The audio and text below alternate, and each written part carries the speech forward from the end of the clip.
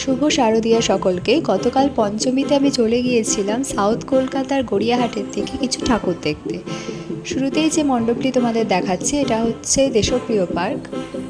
ওই যে marble paper যেগুলো হয় সেই পেপার দিয়েই বেসিক্যালি মণ্ডপটি ওরা করেছিল এবং খুব সুন্দর লাগছিল সামনে থেকে দেখতে।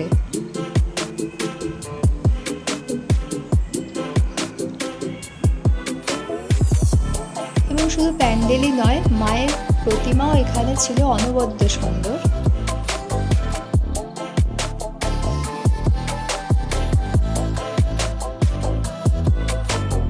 আমাদের নেক্সট ডেস্টিনেশন ছিল ত্রিধারা সম্মেলনী। ত্রিধারাতে বাপরে বাপ প্রচণ্ড ভিড় ছিল, তোমরা দেখতেই পাচ্ছ।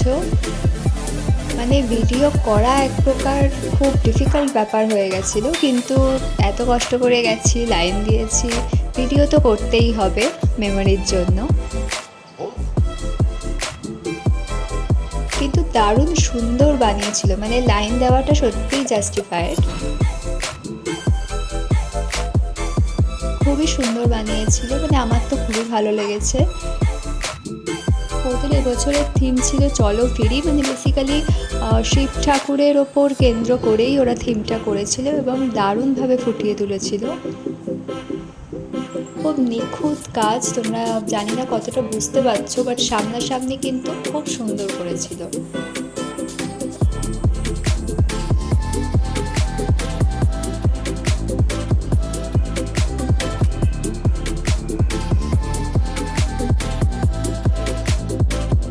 এবং ত্রিধারাতে যে মায়ের প্রতিমা ছিল সেটিও ছিল কিন্তু খুবই সুন্দর, খুবই অন্য রকম ধরনের ছিল। আমার তো বেশ ভালো লেগেছে।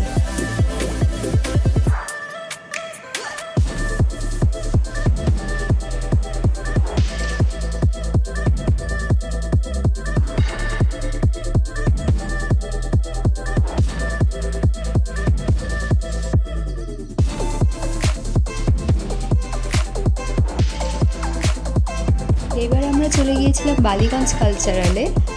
ওদের এবছরের থিম ছিল প্রথা, এবং যখন আমরা ঢুকলাম এখানে খুব সুন্দর একটা মানে সেই রাজবাড়ি টাইপের একটা ভাইব আসছিল, এটাও দারুণ ছিল।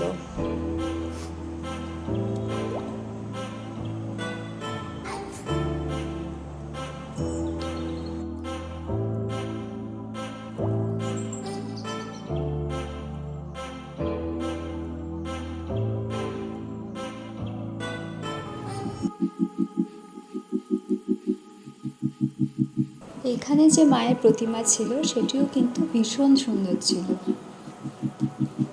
এবার আমাদের নেক্সট স্টপ ছিল একডালিয়া এভারগ্রিন। সাউথের পুজোগুলোর মধ্যে একডালিয়া এভারগ্রিন তো একটা বিশেষ উল্লেখযোগ্য পুজো, একটা নস্টালজিক ব্যাপার, একটা ইমোশন জড়িয়ে আছে প্রত্যেক বাঙালির।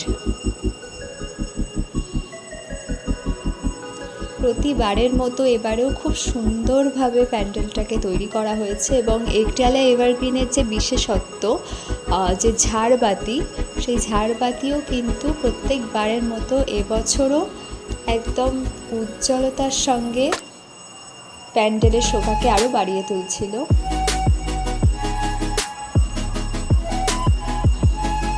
দেখতেই পেলে আগে একটা বড় ঝাড়বাতি ছিল, এবং মূল প্যান্ডেলের ভেতরেও কিন্তু সেই গোল যে ট্র্যাডিশনাল ঝাড়বাতি সেটাও কিন্তু এবছরও আছে। এবং মায়ের মুখ, এখানে মায়ের মুখ মানে আলাদাই, মানে সেই ফিলটা ফিল করা যায় যে হ্যাঁ দুর্গাপুজো এসে গেছে। একডালিয়া এভারগ্রিনের পাশাপাশি আরেকটি যে বিশেষ পুজো অর্থাৎ সিংহী পার্ক, সেখানেও কালকে গেলাম। সিংহী পার্কে একটা রাবণের মানে স্ট্রাকচার দিয়ে মণ্ডপটাকে ভরিয়ে তোলা হয়েছিল, এবং মণ্ডপের ভেতরে বিভিন্ন রকম রামায়ণের যে ঘটনাগুলো সেগুলোকে তুলে ধরা হয়েছিল, এবং মায়ের মুখ এখানে অসাধারণ, মানে পুরো জীবিত বলা যেতে পারে। এরপরে আমরা হিন্দুস্তান ক্লাবের দিকে গেলাম, এবং হিন্দুস্তান ক্লাবে এই যে লাইটনিংটা থাকে পুরো রাস্তাটা, এটা কিন্তু প্রতি বছরই থাকে, মানে প্রতি বছরই ওরা করে দুর্গাপুজোর সময়, এবং এবছরও করেছিল।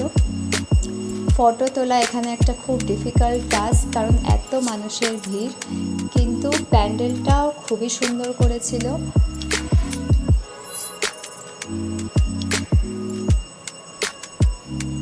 এবং মায়ের যে মুখ সেটিও ছিল কিন্তু খুবই সুন্দর।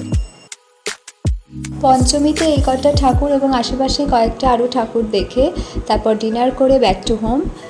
আশা করছি তোমাদের ভিডিওটা ভালো লাগবে একটু হলেও। কিছু ঠাকুর দেখানোর চেষ্টা করলাম, পরবর্তীতে আরও কিছু ঠাকুর তোমাদের দেখাবো। আশা করি তোমাদের ভালো লাগবে।